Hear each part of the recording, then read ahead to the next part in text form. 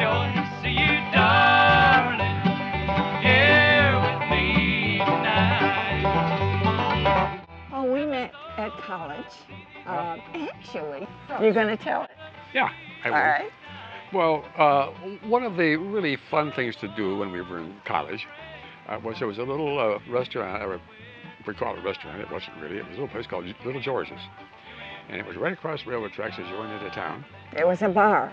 Yeah, it was a bar is what it was. Some friends of mine and I were in that bar having an occasional beer. And when we came out, there were these two girls walking by. They made salacious remarks. We whistled.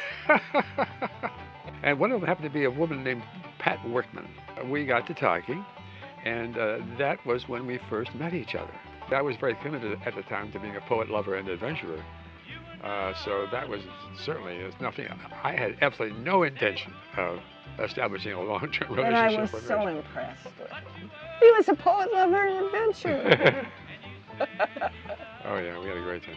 And that began about a year and a half of a relationship that developed into a 60-year marriage, quite frankly. I don't remember you ever proposing. I don't think I ever did.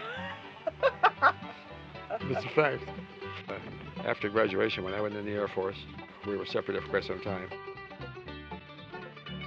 I did come home then in December of 1952 from Denver, and we were married in Bay Village. He barely made it for the wedding. There was a snowstorm nationwide. He took a plane, a train, a bus, and I don't know what else. But anyway, he finally made it the morning of the wedding, and we were married at 1 o'clock in the afternoon. In the meantime, my brother Paul was there, and Paul and I always have looked very much alike. And so as people would be coming in for the wedding, Paul would greet them, and they were all thinking that he was the groom, of course. So after a while, Paul got kind of disgusted with it and decided he wasn't going to do that anymore. Actually, he was afraid he'd have to marry you. You weren't there. That's right. And my father kept telling Pat, Nev's too young, take Paul. Of course, Paul is younger than I am. After we married, we only had 8 days. We honeymooned a few days in Cleveland, a few days in Foster, Ohio, and a few days in Hamburg, New York. And then we stayed at the Statler Arms. Oh, yeah, we stayed at the Statler. Actually, it was the Statler Hotel at the time. After that, I went back to Denver, and in March of 1953, I was on orders to go to Officer Candidate School in San Antonio, Texas, at Lackland Air Force Base. So, and I was teaching school at the time. In Lakewood, Ohio. Yeah. 3rd grade. So anyway, we're off to San Antonio, Texas. I was, anyway. And I drove down in our new car that I bought. That's right, Pat with bought my savings from teaching school one year. Brand new car for $1,825. And that was an adventure, because I had to stay there at the apartment all alone all week because he was in school yet. And when he came home on the weekend, I said, Nev, I hear a lion roaring. He said, honey, no. That's ridiculous. There are no lions. And in the night. So finally we found out the zoo was about 3 blocks away. And we were discharged from the Air Force on the 26th of June of 1953. And I had obtained a job with National Carbon Company in St. Albans, Vermont. So we were off. And in the meantime, I became pregnant.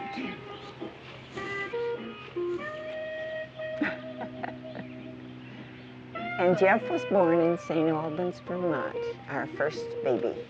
Jeffrey was born in November. November 6th. And then in January, we were transferred to Bennington, Vermont.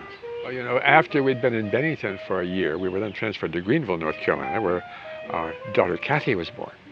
So that was a very memorable place and a very memorable event. And after we were there a year, we were then transferred to Charlotte, North Carolina, where our daughter Laura was born.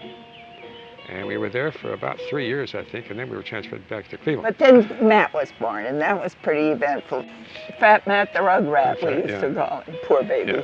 One of the events that took place there, which I thought was quite significant, was the house needed painting. So I was painting the house, and I was painting. Then on one occasion, I was painting the window of our bedroom on the first floor, and I had a ladder up, and I was on the ladder. And while I was there, the shade was wrong. So I'm painting away, and the shade was lifted, and there is my wife, stark naked, with the big, pose and biggest smile you ever saw in your life. And of course, I'm on this ladder, and I'm trying to, Pat, no, Pat. I'm trying to cover up what I thought I could. But that was a very memorable event, quite frankly. And then after about 2 years, the company asked me to move to St. Albans, Vermont. And I was thrilled. I was delighted back to Vermont.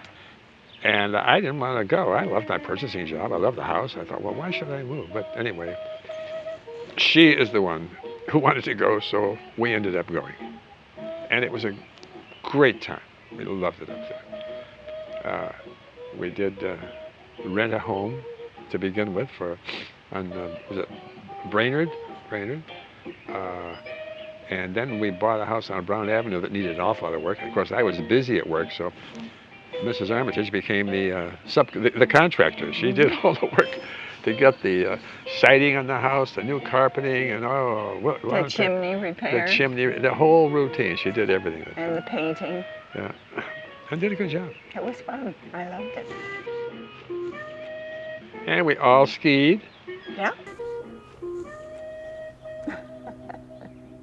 I skied. Nev thought I shouldn't ski because I was the homemaker, and if I skied and broke something, what would people do? And so I fell down the back stairway, and I figured if I can fall down the back stairway, I can learn to ski. Makes sense. So I did. And we came to Cleveland. No. Yeah, that's right. We came to Cleveland in 1970. I went to Cleveland State and got 9 more credits. So I could have the art job, which was going to be opening up, because I had been an art major in college. But they had said I would probably only have it for 1 year because the art teacher was coming back. But she didn't come back.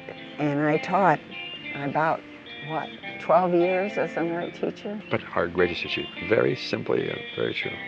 We raised 4 wonderful, wonderful children who have become wonderful adults.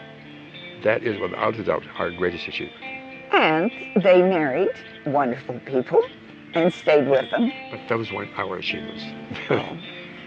Well, okay. So give yourself to love. If love is what you're after, open up your heart to the tears and laughter. Give yourself to love. Give yourself to love.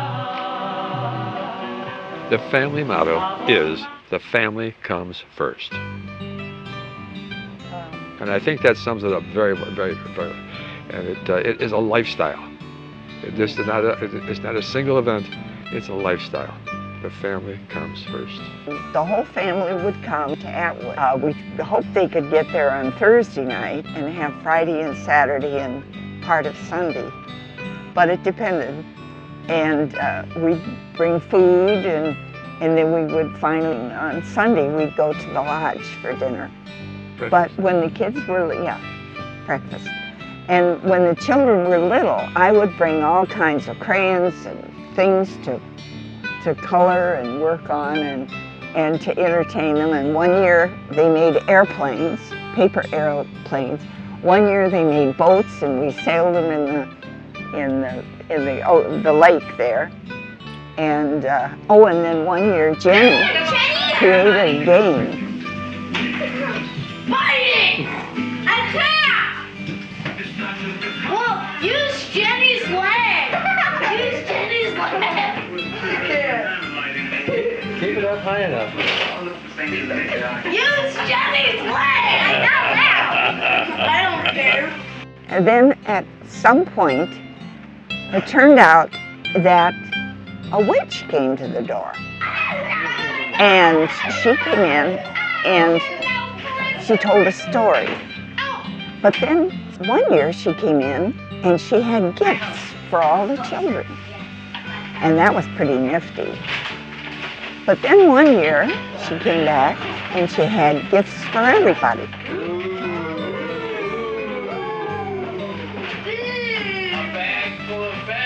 Hey, this is the apple. Now this witch had a really nifty deal because she would go to garage sales and buy all these real neat little things. And it was fun when the kids were little. Now when they got bigger, it was a little harder to find gifts for everybody at garage sales, and yet it was the most fun. And I understand it's still being done. And the witch does show up. Well, for many years, we went to California and spent the winter there. It did enable us to spend time with all the family members out there, thank goodness, and have them be a meaningful part of the total family. And then, of course, we were able to go to Hawaii a couple of times. We went to San Diego one time, and we've done everything we possibly could to keep the family relationship strong. I think the greatest adventure we had together was taking the entire family, all 21 people, to Hawaii on our 50th wedding anniversary. That was an adventure. We also had an adventure 5 years later when we went back. But I have to say that the most significant adventure was the first time. I think the important thing about marriage is you've got to both work at it.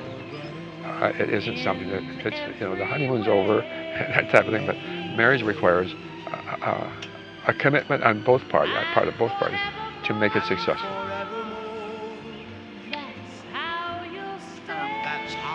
I think that respect and admiration is very important to really, truly to admire your mate, even though he's yours already.